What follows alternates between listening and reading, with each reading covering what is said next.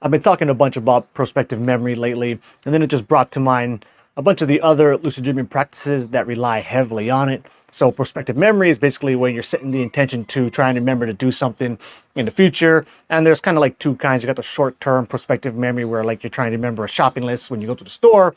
Then you have the more longer-term prospective memory where I think about it as like you're kind of building a habit to do something. So one that just has prospective memory all over it is like doing reality checks, where you want to build a habit of doing reality checks more often in your waking life. Then eventually that habit can carry over to your dreams. And then if you're doing it correctly, when you do your reality check in the dream, even if you're just doing it out of habit and not, really questioning if you're dreaming or not, if you do it correctly in the dream, even if it is random, you realize, your hand's blurry or whatever, then you can go ahead and get lucid there. So actually, I'm going to talk in a bunch about reality checks here. It's a video I shot, like a week or two ago already. I just haven't got around to posting yet. There's been so much other stuff coming up before I, kind of get to the backlog of stuff I got to post. But because I already covered it, I won't really address it here.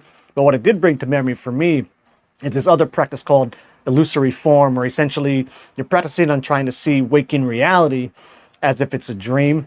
If you want a quick little way to kind of get that sense and feeling, something you can do here is you can walk around with earplugs, or if you have like the iPod Pros or something, you can put on noise canceling mode and then just walk through public. It really gives it this kind of weird, odd sense, and it's very easy to kind of bring up this sense of, of it feeling like a dream.